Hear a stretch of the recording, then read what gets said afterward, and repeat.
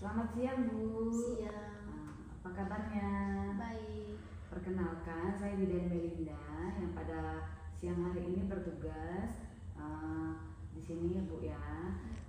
Ibu baru melahirkan ya satu hari kemarin ya. Iya. Oh iya, anak pertama ya Bu ya. Iya. Oh, jadi Ibu perlu pendidikan kesehatan tentang perawatan bayi baru lahir ya Bu ya untuk sehari-harinya. Karena anak pertama jadi Ibu belum ada pengalaman Bu ya. Iya. Di sini saya akan menjelaskan nanti Bu ya. Sebelumnya kita kontrak waktu dulu, nanti saya akan menjelaskan sekitar 10 menitan. Apakah Ibu bersedia? Bersedia. Kemudian Ibu sudah siap? Sudah. Nyaman dengan ruangan di sekitar? Sudahnya. Sudah Bu ya. Nah, sebelumnya saya cuci tangan dulu Bu ya. Iya.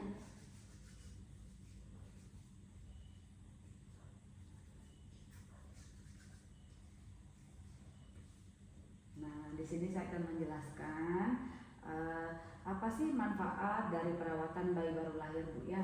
Nah, kenapa sangat penting, sangat perlu untuk Ibu ketahui, apalagi Ibu ini anak pertama belum pernah melakukan perawatan bayi baru lahir Bu ya. Nah, agar Ibu di sini supaya untuk mencegah permasalahan atau komplikasi yang terjadi pada bayi baru lahir Bu ya. Nah, jadi ini sangat penting. Nah, nanti yang pertama saya akan menjelaskan tentang pemberian ASI. Nah, ASI Ibu sudah keluar ya? Sudah. Sudah. Nah, Ibu harus tahu ya Bu ya, ASI itu adalah makanan yang terbaik untuk bayi sejak lahir sampai usia 6 bulan. Nah, itu akan yang familiar mungkin Ibu dengar dengan nama ASI eksklusif. Nah, itu yang harus diberikan. Kemudian ASI eksklusif itu hanya diberikan ASI saja Bu ya, tanpa tambahan yang lainnya. Air putih saja tidak boleh Bu. Nah, itu ASI eksklusif namanya Bu ya. Jadi Ibu harus memberikan murni ASI selama 6 bulan Bu ya. Kemudian berikan ASI sesuai dengan keinginan bayi. Jadi kalau bayinya mau menyusui, Ibu susui saja ya Bu ya. Minimal 8 kali sehari pemberian ASI pada bayi ya Bu ya. Nah, kemudian susui saja sesering mungkin. Nah, kalau semakin Ibu sering susui, nanti akan bayinya ketika lapar Ibu susui saja ya Bu ya. Nah, kemudian kalau Ibu tahu kolostrum enggak? Susu yang hari pertama dia lahir itu yang agak kuning. Nah, Ibu sudah lihat kan? Nah, itu adalah gizi yang zat yang sangat bergizi yang mengandung kekebalan tubuh Bu ya. Jadi itu diberikan kepada bayinya, tidak dibuang Bu ya. Nah, itu diberikan kepada bayinya. Kemudian gimana sih cara kita menjaga kebersihan dan kehangatan pada bayi, itu juga penting pada bayi baru lahir Bu. Nah, kontak antara ibu dan bayi, Ibu boleh dekat bayinya pada saat menyusui atau menggendong, mentidurkan, itu kontak antara ibu dan bayinya itu memberi kehangatan kepada bayinya Bu ya. Kemudian bayi diletakkan di tempat yang hangat dan kering. Jadi pastikan di tempat tidur bayi tempatnya itu kering dan hangat Bu ya, tidak lembab. Nah, kemudian pakaikan bayi pakaian yang lembut, yang hangat, kering, bersih. Nah, bila perlu kepala bayinya diberi topi Bu ya. Nah, diberi topi, sarung tangan dan kaos kaki agar bayinya tidak kedinginan Bu ya. Kemudian mengganti popok dan selimut sesuai keperluan. Jadi kalau popoknya boleh dicek udah penuh atau belum. Kalau sudah penuh boleh diganti Bu, atau selimutnya ya Bu ya. Kemudian raba telapak kaki bayi. Nah, walaupun dia pakai kaos kaki, boleh sekali nanti dibuka, diraba telapak kaki bayinya Bu ya. Diraba dingin atau hangat. Jadi bisa kita tahu bayinya dingin atau hangat gitu Bu ya. Jaga ruangan tetap hangat. Nah, jadi kalau kita baru punya bayi baru lahir itu ruangan harus hangat Bu ya. Nah, kemudian saya akan menjelaskan tentang posisi tidur bayi yang benar. Nah, untuk dianjurkan bayi tidur bersama ibu di tempat tidur yang sama Bu ya, untuk memudahkan menyusui sesuai dengan keinginan. Jadi karena menyusui, jadi ibu usahakan tidur bersama bayinya di satu tempat tidur Bu ya. Kemudian bayi usahakan ibu memakai kelambu, terutama di daerah yang banyak nyamuk atau malaria Bu ya. Nah, kemudian posisi tidur bayi yang dianjurkan itu adalah terlentang atau miring Bu merupakan berbahaya bagi bayinya. Nah, kemudian saya akan menjelaskan tentang perawatan tali pusat pada bayi Bu ya. Nah, sebelum Ibu melakukan perawatan tali pusat, Ibu harus cuci tangan Bu ya, cuci tangan. Kemudian jangan membungkus tali pusat dengan apapun Bu, bahan apapun jangan mengoleskan cairan atau bahan apapun ke ujung tali pusatnya Bu ya. Nah, biarkan saja tali pusatnya tidak diberikan apa-apa, yang penting bersih dan terjaga kebersihannya, jangan lembab Bu ya. Kemudian lipat pokok di bawah putung tali pusatnya, jadi tali di atas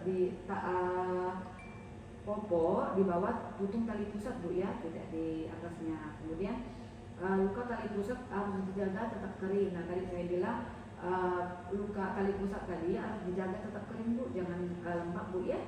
Nah, kemudian jika tali pusat putung tali pusatnya kotor, bersihkan dengan air steril Bu ya, dengan hati-hati, dengan air desinfektan tingkat tinggi itu direbus kemudian didinginkan. Nah, itu bisa bersihkan dengan sabun dan segera keringkan dengan seksama dengan kain bersih. Jadi menggunakan kain bersih, dibersihkan Bu ya, dikeringkan lagi, jangan lupa, jangan sampai lembab Bu ya. Kemudian Ibu bisa sambil memperhatikan tanda-tanda, ada nggak tanda-tanda infeksi di tali pusatnya Bu ya. Jika ada Ibu melihat tanda-tanda seperti nanah atau berbau, Ibu boleh segera langsung bawa ke fasilitas kesehatan terdekat Bu ya, untuk diperiksakan. Nah, kemudian untuk mengukur suhu tubuh bayi dengan menggunakan termometer. Jadi setiap kita mau mengukur suhu bayi, Ibu harus punya termometer untuk mengecek suhu tubuh bayi Bu ya. Kemudian tanda bahaya apa sih yang harus kita waspadai pada bayi baru lahir? Nah, yang pertama tuh dia tidak mau minum. ASI itu dia tidak mau minum atau dia muntahkan semuanya Bu ya, itu adalah tanda bahaya. Kemudian kejang, kemudian bergerak jika hanya langsung, jadi dia tidak aktif Bu. Jadi dia kalau kita sentuh aja dia baru mau bergerak. Nah, itu juga merupakan tanda bahaya Bu ya. Kemudian nafasnya tuh cepat, lebih dari 60 kali per menit. Nah, kemudian nafasnya lambat juga itu berbahaya Bu, lebih dari 30 kali per menit itu juga merupakan tanda bahaya Bu ya. Kemudian tarikan dinding dada ke dalam yang sangat kuat, jadi dia tuh nafas tuh kayak, nah itu agak dalam gitu Bu ya, itu adalah tanda bahaya, salah satu tanda bahaya. Kemudian dia merintih, menangisnya merintih, nah itu juga tanda bahaya Bu ya. Teraba demam, jadi ketika Ibu mengukur suhunya di atas 30 derajat Celcius, 38 derajat Celcius, itu merupakan tanda demam Bu ya. Nah, itu juga tanda-tanda berbahaya. Kemudian teraba dingin, nah suhu tubuh yang di bawah 36 derajat juga itu merupakan tanda bahaya Bu ya. Kemudian nanah yang banyak di mata, jadi Ibu kayak belean gitu Bu, nah itu juga merupakan tanda bahaya Bu ya pada bayinya. Nah, di pusarnya ada kemerahan yang meluas di dinding perut. Nah, di dinding perutnya itu ada kemerahan di sekitar pusarnya Bu ya, itu juga merupakan tanda bahaya.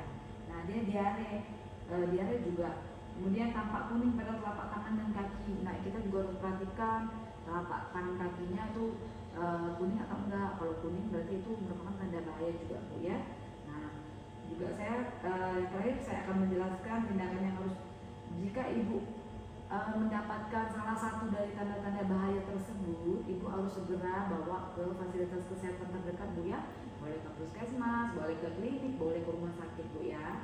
Nah, untuk mengantisipasi agar tidak terjadi hal-hal yang tidak diinginkan. Nah, gimana Ibu, sudah paham belum dengan yang saya jelaskan? Sudah. Kalau boleh tahu, tadi apa ya Bu ya salah satu tanda bahaya pada bayi baru lahir? Kejang sama diare. Nah, iya benar. Tadi ada salah satunya Bu ya, yang lain tadi ada beberapa yang saya sebutkan. Salah satunya bisa kejang atau diare, itu merupakan tanda bahaya bayi baru lahir dan Ibu harus segera bawa ke fasilitas kesehatan Bu ya. Nah, udah sampai sini sudah paham Bu ya? Saya dokumentasikan dulu Bu ya. Baik, untuk penjelasannya sudah mengerti. Jika nanti kalau ada Ibu ada keluhan atau menemukan tanda bahaya, Ibu boleh segera ke sini lagi Bu ya. Terima kasih atas kunjungannya. Boleh kembali lagi Selamat sore Bu. Sore.